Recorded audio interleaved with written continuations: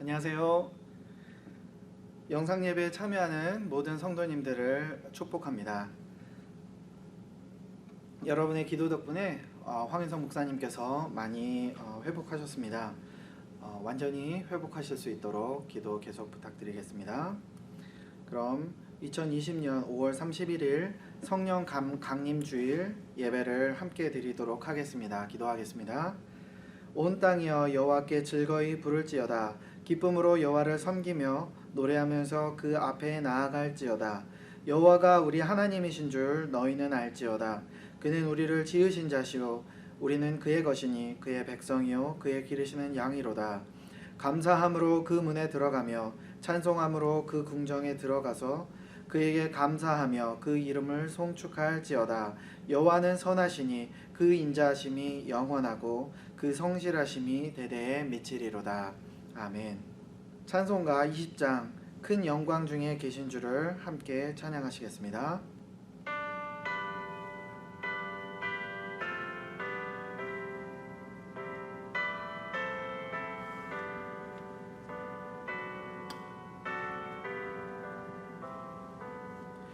큰 영광 중에 계신 주 나 찬송합니다. 영원히 계신 주 이름 나 찬송합니다.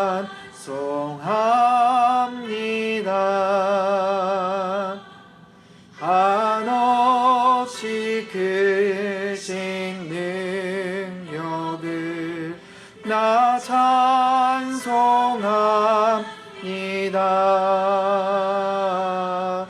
참되고 미쁜 그 언약 나 찬송합니다.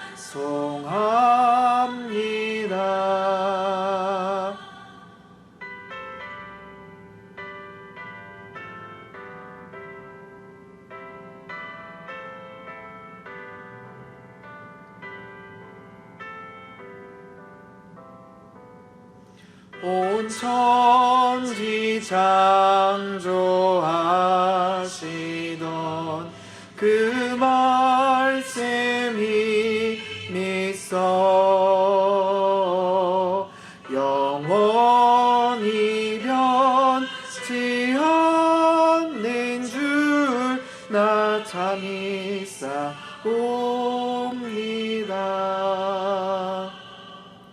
그 온유하신 주 음성 날 불러주시고 그 품에 품어주시니 나 찬송합니다.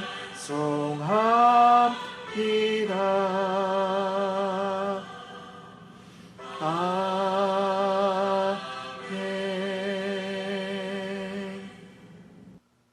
다음은 성시교독입니다.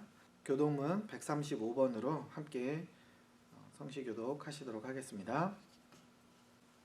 그의 위에 여호와의 영 곧 지혜와 총명의 영이요 모략과 재능의 영이요 지식과 여호와를 경외하는 영이 강림하시니 오직 하나님이 성령으로 이것을 우리에게 보이셨으니 성령은 모든 것 곧 하나님의 깊은 것까지로 통달하시느니라.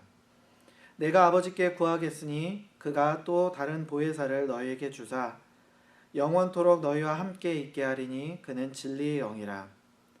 보혜사 곧 아버지께서 내 이름으로 보내실 성령 그가 너희에게 모든 것을 가르치시고 내가 너희에게 말한 모든 것을 생각나게 하시리라. 오직 성령이 너희에게 임하시면 너희가 권능을 받고 예루살렘과 온 유대와 사마리아와 땅끝까지 이르러 내 증인이 되리라 하시니라. 아멘. 이 시간에는 기도하는 시간 갖겠습니다. 제가 기도하겠습니다. 함께 기도하시겠습니다. 하나님, 우리에게 귀한 주일을 허락하심을 감사합니다. 범죄한 우리에게까지 낮아지시고 우리를 위해 기꺼이 우리가 받을 형벌을 대신 받으신 예수님의 사랑과 하나님의 은혜를 감사합니다. 하나님 모르고 살 때는 삶의 방향을 몰라 헤매며 살았지만 지금은 주님께서 친히 예비하시고 계신 하나님 처소를 향해 가고 있음을 분명히 알게 하셔서 감사합니다. 교회로 함께 부르신 주님의 자녀들과 함께 천국의 기쁨을 사모하며 서로 격려하고 같은 방향을 향해 걸어갈 수 있게 하심을 감사드립니다. 오늘도 여러 성도님들 각자의 처소에서 드리는 이 한 시간을 주님께서 복되게 해주시기를 기도합니다. 인생의 여러 가지 무거운 짐들을 주님께 내어드리고 주님을 신뢰함으로 위로함을 얻고 힘을 얻도록 도와주시옵소서. 건강을 돌보아 주시고 필요한 재정을 채워주시며 힘든 시간들을 보내고 있는 이들을 도와주시기를 기도드립니다. 능력이 많으시고 우리를 도우시기를 원하시는 하나님을 우리 모두가 경험할 수 있기를 간절히 바랍니다. 교회로서도 하나님께서 우리에게 주신 사명을 어떻게 감당해야 할지 지혜가 필요합니다. 아직 치료제가 없는 질병으로 인해 많은 이들의 교류가 막히고 교회로서 모임도 어려운 상황이기에 주님의 지혜가 더욱 필요합니다. 주님께서 우리 교회를 인도해 주시옵소서. 그리고 모든 일들을 사랑 가운데 이뤄가기를 원합니다. 현재 환난 가운데 있지만 환난은 인내를, 인내는 연단을, 연단은 소망을 이루는 줄 알므로 기뻐하기를 소망합니다. 이제 말씀을 듣습니다. 오늘 말씀을 전하시는 황인석 목사님과 듣는 우리 모든 성도님들을 축복하시기를 기도합니다. 목사님께 지혜와 계시의 영을 더하여 주시고 성도님들로 말씀을 통해 하나님의 음성을 듣게 하시며 그리하여 하나님을 아는 참된 지식이 늘어가도록 도와주소서. 말씀을 대하는 우리의 마음이 뜨겁게 하시고 마음을 열고 듣도록 도와주세요. 감사드리고 예수님의 이름으로 기도합니다. 아멘. 오늘 말씀은 고린도전서 12장 1절부터 7절까지입니다. 고린도전서 12장 1절부터 7절 말씀입니다. 제가 봉독하겠습니다. 형제들아, 신령한 것에 대해서는 나는 너희가 알지 못하기를 원하지 아니하노니 너희도 알거니와 너희가 이방인들로 있을 때에 말 못하는 운상에게로 끄는 그대로 끌려갔느니라. 그러므로 내가 너희에게 알리노니 하나님의 영으로 말하는 자는 누구든지 예수를 저주할 자라 하지 않고 또 성령으로 아니하고는 누구든지 예수를 주시라 할 수 없느니라. 은사는 여러 가지나 성령은 같고 직분은 여러 가지나 주는 같으며 또 사역은 여러 가지나 모든 것을 모든 사람 가운데서 이루시는 하나님은 같으니 각 사람에게 성령을 나타내심은 유익하게 하려 하심이라. 아멘. 황인석 목사님께서 성령의 나타남이라는 제목으로 설교 말씀 전해주시겠습니다. 마찬가지로 음성으로 설교 전해주시겠습니다. 큰 은혜 되시기를 바랍니다. 12장 첫 절부터 신령한 것에 관한 이야기가 나옵니다. 그런데 신령한 것이란 무엇입니까? 오늘날 교회가 허약 체질이 된 이유 중 하나는 이 신령한 것에 대하여 너무나 모르기 때문입니다. 하나님의 백성이 되었으면서도 신령한 것을 모르고 있다면 무언가 잘못되었음에 틀림이 없습니다. 교회는 삼위일체 하나님이 계신 곳이며 신령한 역사가 일어나는 곳입니다. 교회는 죽은 영혼이 생명을 얻는 곳이며 신령한 은혜를 체험하는 곳입니다. 교회는 성도들이 이 세상에 살면서도 하늘나라를 체험할 수 있게 하는 곳입니다. 형제들아, 신령한 것에 대하여 나는 너희가 알지 못하기를 원하지 아니하노니. 우리는 신령한 것에 대하여 꼭 알아야 된다는 그 강조의 말입니다. 여러분, 우리는 신령한 것에 대하여 얼마나 많이 알고 있나요? 우리 교회의 체질은 얼마나 많이 허약해 있습니까? 오늘 이 시간 고린도 교회의 모습을 살펴보면서 우리의 체질은 어떠한가를 검토해 보기 원합니다. 하나님께서는 고린도 교회에 신령한 것들을 쏟아 부어 주셨습니다.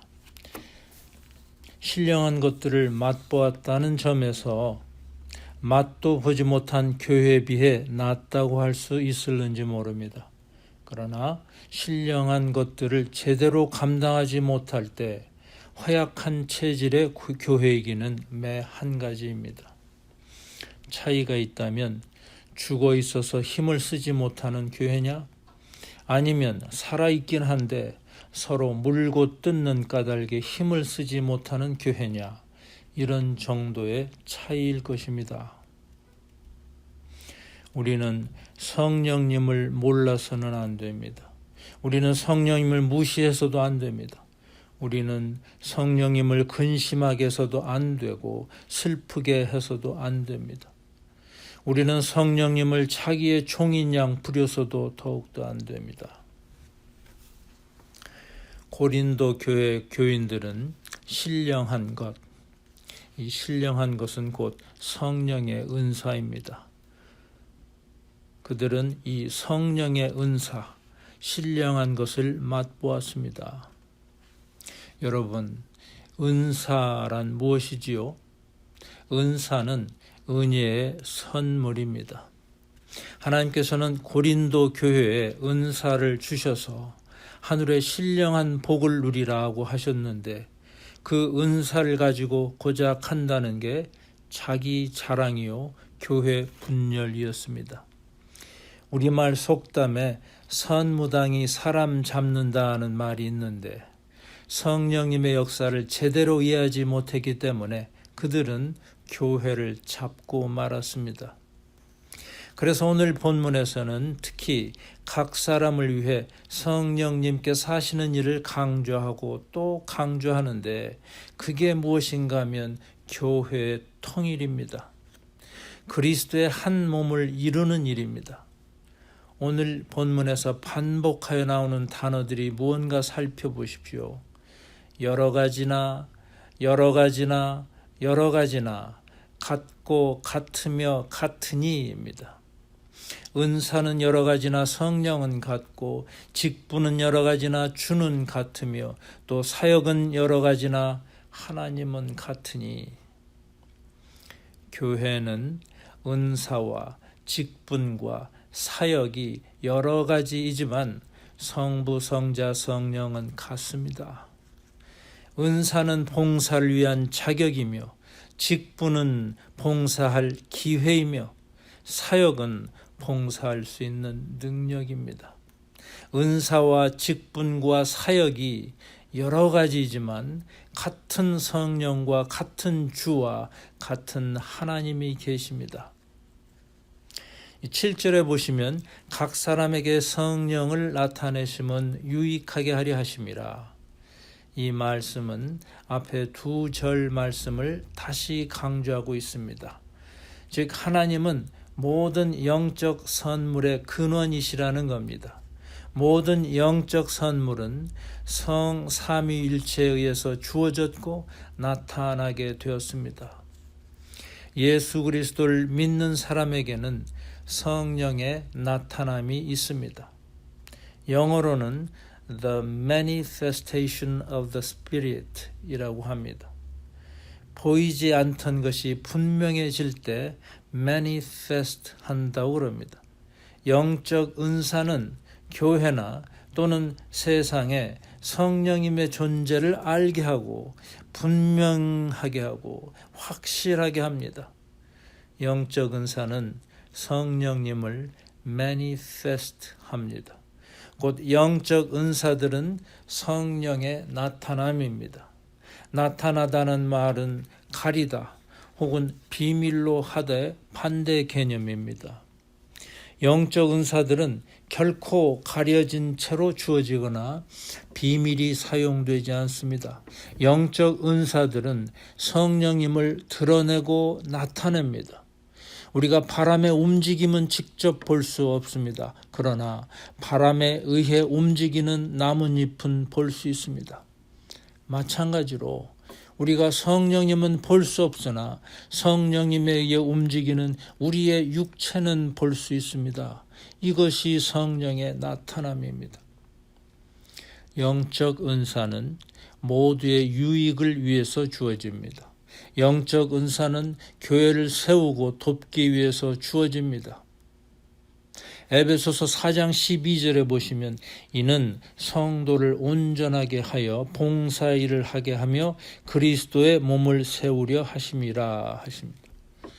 자기 자신의 은사를 잘 사용할 때 우리는 이웃 신자를 위해 봉사할 뿐만 아니라 격려를 해서 다 같이 그리스도 안에서 한 몸을 세워갈 수 있습니다. 은사를 잘 사용함으로 해서 온 교회는 온전하게 되어갑니다. 즉 성숙한 교회가 됩니다. 반면에 우리가 주신 은사를 잘못 사용하면 그리스도 안에서 한 몸을 이루는 데 실패하고 맙니다. 제가 기회가 있을 때마다 말씀드렸습니다마는 내적 성령 충만은 성령님께서 우리의 영 안에서 역사하시기에 우리가 그 하시는 일을 눈으로 직접 볼 수 없습니다. 내적인 성령 충만은 어떤 것이라고 그랬지요? 하나님의 생명을 우리에게 심어주시는 생명적 사역입니다. 우리를 그리스도와 연합시켜 주시는 사역입니다. 우리를 그리스도 안에서 자라게 하는 사역이고 그리스도의 성품을 닮아가게 하시는 사역입니다. 이렇듯 내적인 성령 충만 혹은 성령의 생명적 사역은 우리 안에서 소리 없이 조용하게 정적으로 일어나는 사역입니다. 이 사역에서는 오늘 본문에서 말하는 성령의 나타남은 없습니다. 우리 육안으로 볼 수 있는 어떤 현상이 나타나지 않습니다. 그러나 외적 성령 충만은 이야기가 다릅니다. 외적인 성령 충만은 은사적 사역이라고 해서 성령의 나타남이 있습니다. 성령님을 우리 육체에 부어주시는 까닭에 우리 육체에 어떤 변화가 일어납니다. 사도행전 2장 17절에는 요엘서를 인용하면서 이런 말씀을 합니다. 하나님이 말씀하시기를 말세 내가 내 영으로 모든 육체에 부어주리니 너희의 자녀들은 예언할 것이요 너희의 젊은이들은 환상을 보고 너희의 늙은이들은 꿈을 꾸리라. 성령의 나타남은 이와 같이 성령님을 우리 육체에 부어주실 때 일어납니다. 성령의 나타남은 외적 성령 충만에 대한 반응입니다. 이 반응에는 물론 심리적 그리고 영적 부분이 있습니다만 육체적 반응이 우리 눈에 쉽게 들어옵니다. 그럼 육체적 반응에는 어떤 것들이 있는지 한번 예를 들어 볼까요?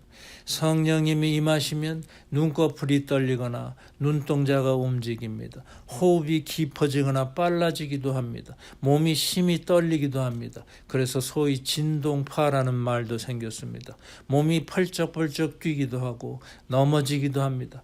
울기도 하고 웃기도 합니다. 불성령을 받으면 몸이 뜨거워서 대굴대굴 구르기도 합니다. 몸에 강한 전류가 흐르듯한 느낌을 받기도 하고 어지럽기도 합니다. 이럴 때 심리적으로는 마음에 기쁨과 평화가 찾아오고 무언가에 눌린 데서 풀려나는 느낌을 갖습니다. 마음속에 강한 빛을 보고 자신이 죄인임을 절실하게 깨닫습니다. 이러한 하나님의 임재 가운데 8절 이하에 소개된 여러 가지 은사들이 나타나기도 합니다. 성령의 나타남은 매우 다양합니다. 성령의 나타남 속에는 우리가 다 열거할 수 없는 놀랍고도 신기한 현상들이 다 담겨 있습니다. 여러분은 요한복음의 맨 마지막 구절을 기억하시는가요? 예수께서 행하신 일이 이외에도 많으니 만일 낱낱이 기록된다면 이 세상이라도 이 기록된 책을 두기에 부족할 줄 아노라. 왜 이런 말씀을 남겨놓았을까요? 사복음서에 기록된 예수님의 기사와 표적들은 아주 대표적인 것들만 모아놓은 것입니다. 하나님께서 성령을 한량없이 주신 예수님은 수많은 성령의 나타남을 일으키셨습니다. 그것을 일일이 다 기록할 수 없을 정도였습니다. 그러기에 우리는 성경에 기록된 사건들을 미루어 기록되지 못한 것들을 상상해 볼 뿐입니다. 성령의 나타남에 관한 보고가 여럿 있겠으나 저는 여러분들께 프랜시스 맥너트라는 분이 쓴 책 한 권을 소개합니다. 성령의 권능이 임할 때라는 책입니다. 이것은 우리말로 번역된 제목이고 원 제목은 Overcome by the Spirit입니다. 이 책은 성령의 나타남 중에서도 특히 쓰러지는 현상에 관하여 기술하고 있습니다. 프랜시스 맥너트는 캐톨릭의 배경을 가진 사람입니다. 캐톨릭 하면 전통과 또 형식주의에 얽매여 성령님의 사역을 부정하고 딱딱하고 메마른 신앙을 연상하기 쉬운데 맥너트는 개신교 신자보다 더 진보적이고 성령님의 사역을 더 잘 이해하는 분입니다. 프랜시스 맥너트는 22년간의 치유 사역과 임상 실습의 경험에서 이 책을 썼는데 성령의 권능으로 나타나는 신비한 현상들을 성경적으로, 교회사적으로 또 체험적으로 잘 분석하였습니다. 여러분들 중에는 성령님이 임하실 때 쓰러지는 현상에 대해서 부정적인 생각을 가지고 계신 분들이 계시겠죠. 쓰러지는 현상 가운데 성령께서 임재하신다고 어떻게 확신할 수 있느냐? 혹시 집단 히스테리나 집단 최면술은 아닐까? 어쩌다 혹 쓰러졌다 하더라도 툴툴 털고 일어나면 그뿐인데 그렇다면 쓰러진다는데 무슨 의미가 있는가? 이러한 의구심을 갖는 분들이 분명히 계실 것입니다. 이러한 의심과 염려는 무리가 아닌 것이 목회자나 신학자 사이에서도 논란이 되고 있을 정도입니다. 그러면 쓰러지는 현상이 비성경적일까요? 그렇지 않습니다. 신구약을 통하여 하나님의 영광으로 인해 바닥에 쓰러진 사람들을 여럿 볼 수 있습니다. 다니엘서 10장 9절에 내가 그의 음성을 들었는데 그의 음성을 들을 때 내가 얼굴을 땅에 대고 깊이 잠들었느니라 했습니다. 에스겔서 1장 28절에는 이는 여호와의 영광의 형상이라 내가 보고 엎드려 말씀하시는 이의 음성을 들으니라. 또 요한계시록 1장 17절에서는 반모섬에 있던 사도 요한이 환상 중에 주님을 뵙고는 그의 발 앞에 엎드려져 죽은 자같이 되었다고 했습니다.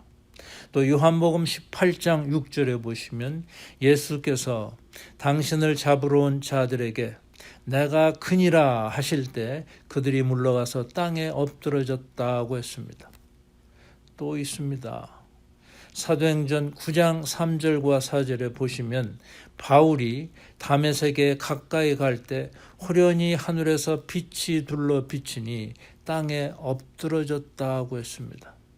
이처럼 성경 여러 곳에서 성령의 나타남의 하나인 쓰러지는 현상을 기록하고 있습니다. 그러면 이러한 성령의 나타남은 오직 성경에만 나오는 현상일까요? 아닙니다. 교회사를 보시면 여러 하나님의 종들의 사역에서 이런 현상이 나타났습니다. 요한 웨슬리의 집회는 여러 가지 성령의 나타남으로 해서 의견이 분분했습니다. 웨슬리의 1739년 1월 1일 일기를 봅시다. 60여 명의 형제들이 계속 기도하고 있을 때였다. 하나님의 권능이 우리에게 강하게 역사해서 주체할 수 없는 기쁨으로 울음을 터뜨리고 많은 사람들은 마룻바닥에 쓰러지기까지 했다. 하나님의 임재에 대한 경외와 놀라움에서 깨어나자마자 우리는 한 목소리로 외쳤다. 하나님, 당신을 찬양합니다. 우리는 당신이 전능자이심을 압니다. 이 사건 이후 웨슬리가 가는 곳마다 놀라운 성령의 나타남이 계속되었습니다. 그런가 하면 조나산 에드워즈, 조지 윗필드와 같은 이들이 설교할 때마다 사람들이 쓰러지는 현상을 볼 수 있었습니다. 한 기록을 볼까요? 수많은 군중들은 윗필드의 설교를 듣고 성령의 권능에 압도되어 쓰러져 있었다. 더러는 심하게 울음을 터뜨리고 어떤 사람들은 조용히 울었다. 설교가 끝났을 때 사람들은 몸이 땅에 붙어버린 듯했다. 성령의 나타남 중에는 이처럼 쓰러지고 울고 몸이 땅에 붙어 떨어지지 않는 현상도 있습니다. 그 밖에 찰스 피니 같은 이의 집회에서도 비슷한 현상을 볼 수 있었습니다. 이상 예를 든 사람들은 18세기와 19세기의 사람들입니다. 21세기에는 없을까요? 여러분이 찾아보시면 얼마든지 발견하실 수 있을 것입니다. 오늘날도 그렇지만은 예전에도 많은 이들이 집회가 지나치게 감정적으로 흐르는 것에 대해서 반대했습니다. 성령의 나타남이 눈에 보여도 반대했습니다. 이제까지 지켜왔던 전통이 반대하게 하였고 고정관념이 반대하게 하였습니다. 예수님이 아무리 엄청난 기적을 행하셔도 변하지 않던 바리새인들을 우리가 기억합니다. 이처럼 우리를 얽매고 있는 틀의 힘은 강합니다. 이처럼 우리는 새 수를 새 부대에 담기가 어렵습니다. 그러나 한 가지 분명한 것은 그리스도가 지속적으로 발전하고 생존할 수 있었던 것은 바로 이러한 부흥회에 힘입은 바가 컸다는 사실입니다. 그도 그럴 것이 교회는 부흥했다가 침체되는 일을 계속 반복하고 있습니다. 그런데 하나님께서는 늘 교회 성장이 밑바닥으로 떨어질 때마다 성령 운동을 일으키셔서 교회를 새롭게 해 오셨습니다. 요한 웨슬리나 그 밖에 예를 든 인물들이 사역할 때가 바로 영적으로 침체된 때였습니다. 이때 하나님께서는 성령의 나타남을 많이 보여주셨습니다. 우리는 지금 어떠한 때를 살고 있나요? 영적 부흥기인가요? 아니면 영적 침체기인가요? 여러분의 개인적 믿음은 어떤 수준에 있습니까? 꼭대기에 있습니까? 아니면 밑바닥에 있습니까? 성령님의 사역이 필요 없습니까? 아니면 성령님의 사역이 절실히 요구되고 있습니까? 에스겔서 37장 1절에 여호와께서 권능으로 내게 임재하시오 그의 영으로 나를 데리고 가서 골짜기 가운데 두셨는데 거기 뼈가 가득하더라. 여러분 귀에 설지 않을 마른 뼈의 환상 이야기입니다. 하나님께서는 에스겔 선지에게 마른 뼈 환상을 보여주시면서 이 뼈들은 이스라엘 온 족속이라고 말씀하셨습니다. 하나님을 믿는다 하는 백성인데 생기가 없는 바싹 마른 뼈에 불과하다는 말씀입니다. 하나님의 백성이면 하나님의 말씀에 붙들리고 하나님의 음성에 귀 기울이고 하나님의 마음을 헤아리고 하나님께 사랑을 고백하고 하나님의 나라의 권세와 축복을 누려야 마땅한데 경건한 모양만 있을 뿐 경건의 능력을 잃어버린 지 오래된 이스라엘입니다. 이런 이스라엘 보시고 하나님께서는 죽은 자라 하셨습니다. 인자야 이 뼈들이 능히 살겠느냐? 여러분, 영이 죽은 자는 살았으나 죽은 자입니다. 하나님을 모르는 자는 기름진 육체를 가졌다 해도 영적으로는 마른 뼈에 불과합니다. 소망이 없고 미래가 없습니다. 또 영이 다시 태어났으나 무럭무럭 자라지 못하고 영적 지진아가 된 자도 어렵기는 매 한 가지입니다. 하나님의 권능이 임하실 때 에스겔은 이스라엘의 영적 상태가 어떠한지 깨달았습니다. 이 자리에도 여전하신 하나님의 권능이 임하셔서 너도 나도 마른 뼈에 불과한 우리의 모습을 깨달을 수 있기를 소원합니다.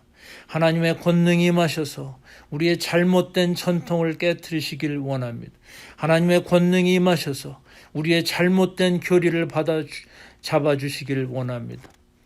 하나님의 권능이 임하셔서 우리의 잘못된 신앙을 고쳐주시길 원합니다. 하나님의 권능이 임하셔서 우리의 교만하고 편협하고 딱딱해진 마음을 치유해 주시길 원합니다. 우리의 잘못된 전통과 잘못된 교리와 잘못된 신앙은 성령님으로 하여금 교회 안에서 자유로이 운행하시지 못하게 합니다. 예수 공동체는 예수 회로가 되어야 합니다. 예수 회로에는 성령님이 자유자재로 운행하시고 통하셔야 합니다. 어딘가 걸림돌이 있으면 성령님의 사역이 지장을 받고 결국 교회가 병들게 됩니다. 어찌 감히 장로교회에서 이런 일을 행할 수 있는가? 이런 생각을 하는 사람은 교단주의의 올가미에 갇혀있는 포로입니다. 여러분들은 혹시 다른 교파에서 장로 교인들을 가리켜 우스갯소리로 frozen chosen이라고 부르는 걸 들어보셨나요? frozen chosen, 이게 무슨 소리지요? 차디차게 얼어붙은 선민이라는 뜻입니다. 냉기가 도는 경건만 주장하는 교회 분위기를 비웃는 소리입니다. 그런데 장로교의 원 모습은 이런 게 아니었습니다. 성령님이 옴짝달싹 못하게끔 꽁꽁 얼어붙은 모습이 아니었습니다. 시간이 흐르면서 내용은 잃어버리고 형식만 남다 보니 이상한 전통이 되어버린 것입니다. 여러분들 중에는 혹시 어째서 이 교회 예배 순서는 이러냐 하고 불평하시는 분은 안 계십니까? 그러시다면 여러분들이 한국에 적을 두고 있었던 교회가 잣대가 되고 있지 않는지 반성해 보십시오. 여러분이 섬기던 그전 교회가 모든 교회의 마들이 될 수는 없고 또 되어서도 안 됩니다. 우리는 이 시간 다시 생각해 봅시다. 나에겐 혹시 성령님이 자유로이 운행하시는데 어려움을 주는 요소는 없는가? 항상 개혁해 나가야 할 나의 사고방식이 혹시 과거에 묶여있지는 않는가? 각 사람에게 성령의 나타내심은 유익하게 하려 하심이라. 그래서 하나님께서는 8절 이하에서 소개하는 9가지 은사들을 교회에 허락하셨습니다. 그런데 왜 우리에게는 성령의 나타남이라는 용어가 낯설지요? 왜 우리는 성령의 나타남이란 말을 만날 때 그저 피해 지나가는 겁니까? 도대체 성령의 나타남 현상을 눈으로 보는 것은 고사하고 아예 들어본 적도 없는 성도는 안 계십니까? 왜 오늘날 교회는 이처럼 성령을 소멸하는 죄를 짓고 있습니까? 우리 속담에 구더기 무서워서 장을 못 담겠느냐 하는 말이 있지요.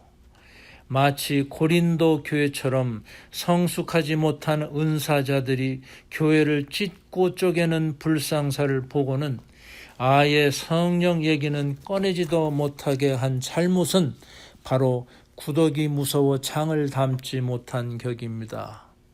그러나 이것은 하나님을 알아가는 지식을 더해야 하는 신자의 자세가 아닙니다. 우리가 성령의 나타남을 진정으로 사모하고 알기를 원할 때 비로소 그 은사들은 교회에 유익을 끼칠 것입니다. 이처럼 성령의 역사에 대해서 전혀 알지 못하는 것도 문제지만 성령의 역사에 대해서 섣불리 알아도 문제입니다. 고린도 교회 교인들에게는 지식과 은사가 넉넉했습니다. 그러나 고린도인들은 성령의 은사가 교회에 유익을 주고 교회를 하나로 만들기 위해 주신 것인 줄을 몰랐습니다. 고린도인들의 잘못은 구원을 얻으면 초단이고 방언을 하게 되면 이단이고 병을 고치게 되면 3, 4단쯤 된다고 생각한 것입니다. 이러니 교회가 어지럽지요. 그러나 구원을 주신 바로 그 하나님께서 방언도 주시고 병 고치는 은사도 주십니다. 은사는 여러 가지나 성령은 같습니다. 사도 바울이 9가지 은사를 일일이 나열한 것도 초점이 어디에 있는가 하면 어떤 은사든지 다 한 하나님이 주신 것이요 서로에게 유익을 주기 위한 것이라는 데 있습니다.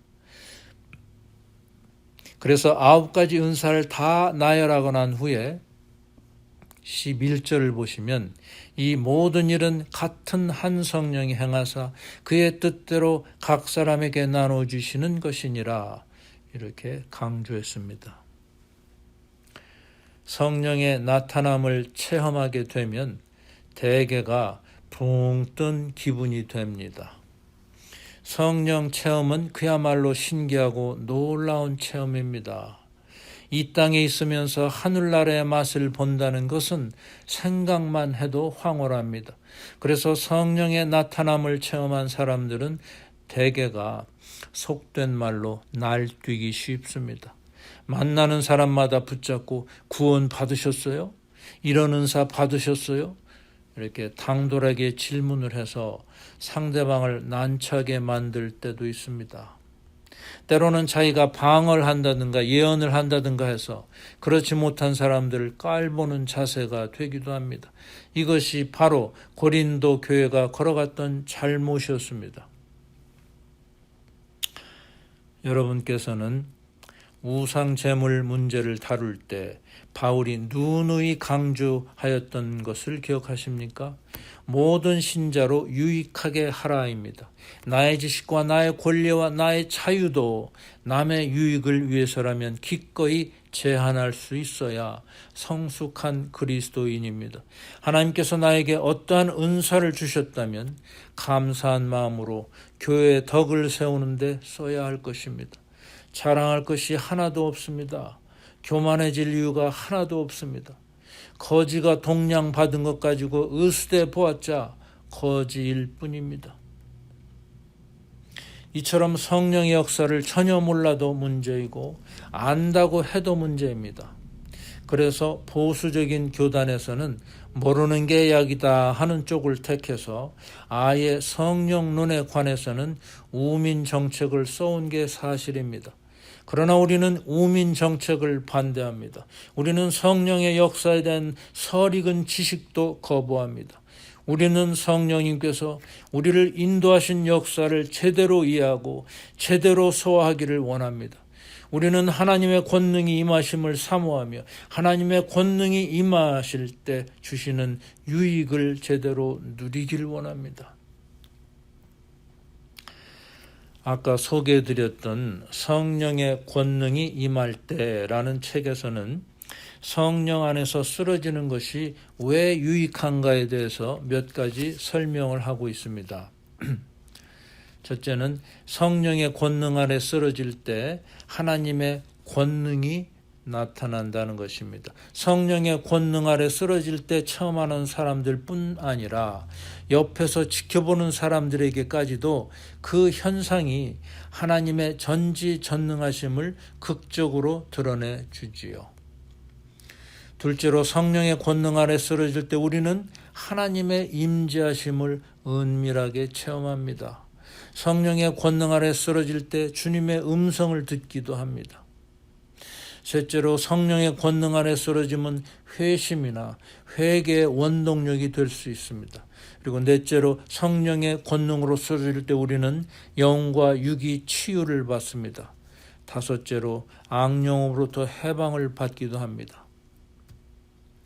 성령의 권능이 임해서 우리도 이러한 유익을 누리기를 소원합니다.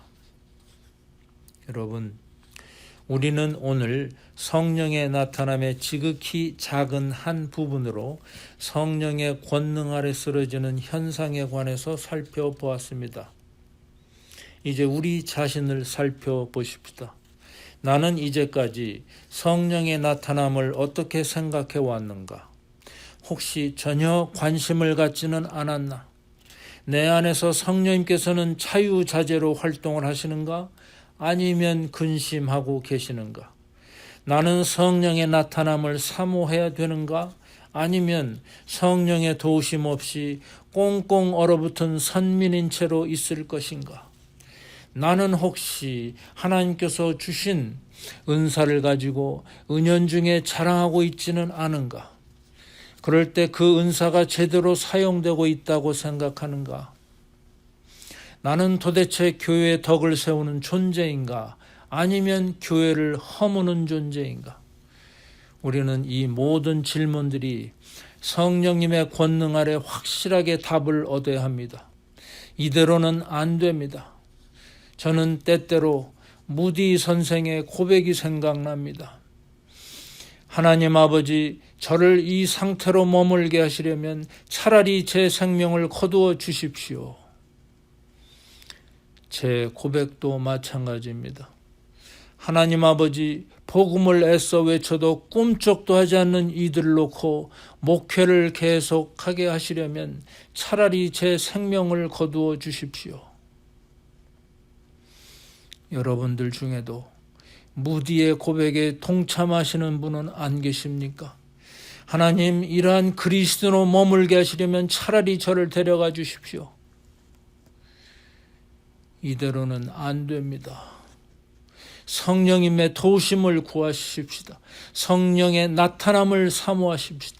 성령님이 자유롭게 운행하도록 하십시다. 우리의 전통이 성령님을 거스른다면 과감히 그 전통을 바꾸십시다. 우리의 교리가 성령님을 억제한다면 과감히 그 교리에서 벗어납시다. 우리의 고정관념이 성령님을 묶고 있다면 과감히 그 고정관념을 깨트립시다.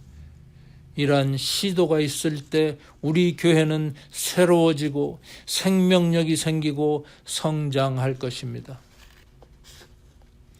요즘에 패러다임 시프트란 말을 많이 씁니다. 가치관이나 사고방식이 바꾸어져야 한다는 겁니다. 낡은 무대에 새수를 담지 못하기 때문입니다. 그러면 패러다임 시프트라는 개념에서 우리 교회 이름을 한번 살펴봅시다. 스탁빌 한인 장로교회입니다. 교회라는 말을 제한시키는 올무가 몇 개지요? 스탁빌이라는 지명에, 한인이라는 인종명에, 장로라는 교단명, 이렇게 삼중막으로 스스로를 옭아매고 있습니다. 우리가 새로워지는 데 걸림돌이 될 수도 있다는 예로 우리 교회 이름을 들어보았습니다. 혹시 우리의 신앙생활에는 알게 모르게 성령님의 사역을 가로막는 관습이나 전통이나 고정관념은 없을까요? 교회는 그리스도의 것이고 그리스도의 것이라면 그리스도의 영이 지배해야 합니다. 우리 교회는 과연 그리스도의 영이 지배하고 있습니까? 여러분과 저는 성령님의 지시하는 대로 한마음 한뜻이 되어 하나님의 나라를 세워가고 있습니까? 교회 봉사를 하면서 이래서는 안 되는데 라고 느끼신 적은 없으신가요? 나에게 하나님의 권능이 임하지 않아 슬퍼하신 적은 없습니까? 오늘은 성령 강림 주일입니다. 승천하시기 전에 예수님께서 보내주시겠다고 약속하셨던 보혜사 성령님이 우리에게 찾아오신 날입니다. 이 날을 맞이하는 우리는 한 마음으로 간구해야 합니다. 성령님, 저희를 도우소서. 저희를 주님의 권능 아래 두시고 저희를 마음껏 쓰시옵소서. 주여, 저희가 여기 있나이다. 저희는 성령님께 대해 무지하기를 원치 않습니다. 저희는 성령님을 잘못 이해하기를 원치 않습니다. 성령님, 저희에게 임하소서. 아무쪼록 우리 모두 성령의 나타남을 사모하며 성령의 하나 되게 하시는 역사에 힘입어 생명력 있고 통일되고 능력 있는 교회를 세워갈 수 있기를 간절히 기원합니다. 기도드리겠습니다. 은혜로우신 하나님 아버지, 오늘 저희들에게 성령 강림주의를 허락해 주심에 감사합니다. 아버지께서는 고린도 교회에 성령의 나타남을 주시고 서로에게 유익하게 하시려 했으나 그들이 아버지의 뜻을 저버리고 제 뜻대로 행하며 교회를 어지럽힌 잘못을 보여주셨습니다. 성령님에 대해서 전혀 무지해도 문제요, 설익은 지식을 가져도 문제인 것을 깨닫습니다. 하나님 아버지, 저희 교회를 지금까지 지켜주시니 감사합니다. 그러나 이제는 저에게도 성령의 나타남을 사모하게 하소서. 성령의 은사를 사모하되 교회의 유익만을 위해 헌신하는 은사자들이 되게 하소서. 이 모양이대로 두시려면 이 생명을 거두어 주시기를 간구하며 성령의 권능 아래 진정 사로잡히게 하소서. 그리하여 강림하신 성령님께서 온전히 운행하시는 교회요, 생명력이 넘치고 능력이 넘치고 화평이 넘치는 교회가 되게 하소서. 예수님의 이름으로 기도드립니다. 아멘. 네, 설교 말씀 감사합니다. 그럼 사도신경으로 함께 우리의 신앙을 고백하도록 하겠습니다. 기도하겠습니다. 전능하사 천지를 만드신 하나님 아버지를 내가 믿사오며 그 외아들 우리 주 예수 그리스도를 믿사오니 이는 성령으로 잉태하사 동정녀 마리에게 나시고 본디오 빌라도에게 고난을 받으사 십자가 못 박혀 죽으시고 장사한 지 사흘 만에 죽은 자 가운데서 다시 살아나시며 하늘을 올사 전능하신 하나님 우편에 앉아 계시다가 저로서 산 자와 죽은 자를 심판하러 오시리라. 성령을 믿사오며 거룩한 공회와 성도와 서로 교통하는 것과 죄를 사하여 주시는 것과 몸이 다시 사는 것과 영원히 사는 것을 믿사옵나이다. 아멘. 이 시간에는 찬송가 183장 빈들의 마른 풀같이를 함께 부르시면서 헌금하는 시간을 갖도록 하겠습니다.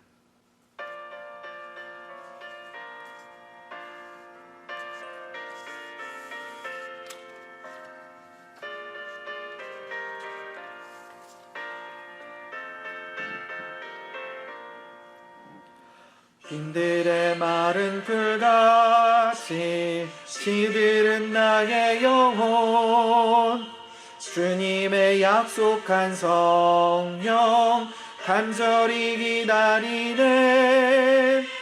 가물음의 마른 땅에 단비를 내리시듯 성령의 단비를 부어 새 생명 주옵소서.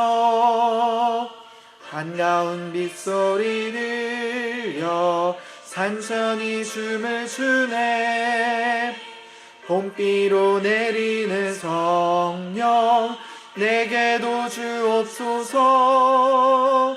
가물음의 마른 땅에 단비를 내리시듯 성령의 단비를 부어 새 생명 주옵소서.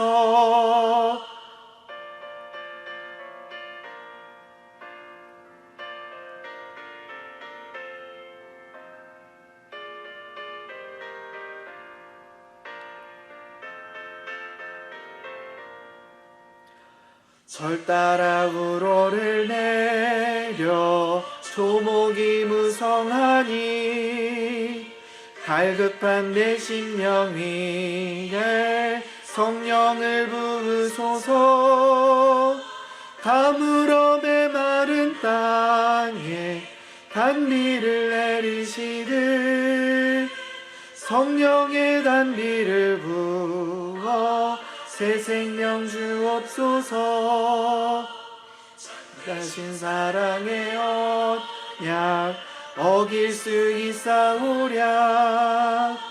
오늘의 흡족한 은혜 주실 줄 믿습니다. 가물음의 마른 땅에 단비를 내리시듯 성령의 단비를 부어 새 생명 주옵소서. 아멘.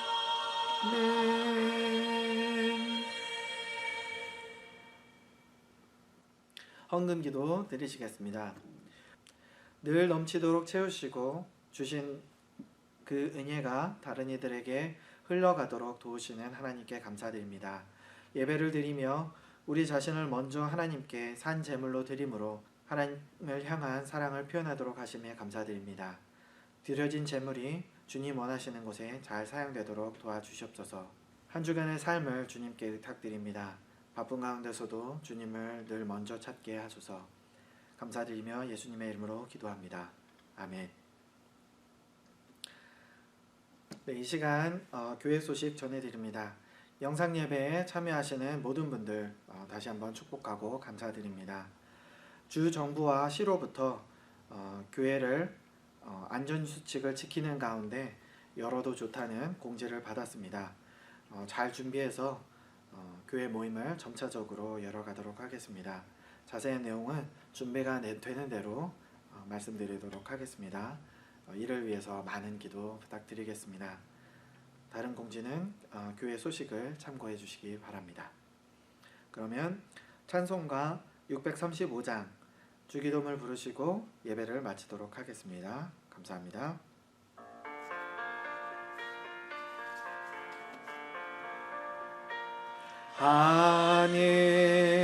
하늘에 계신 아버지 이름 거룩하사 주님 나라 임하시고 뜻이 이루어지다.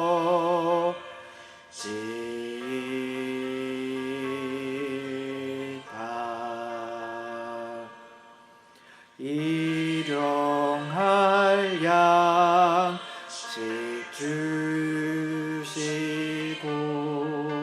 우리들의 큰 죄 다 용서하옵시고 또 시험에 들게 마시고 악에서 구원하소서. 때에 주의 나라 주의 권세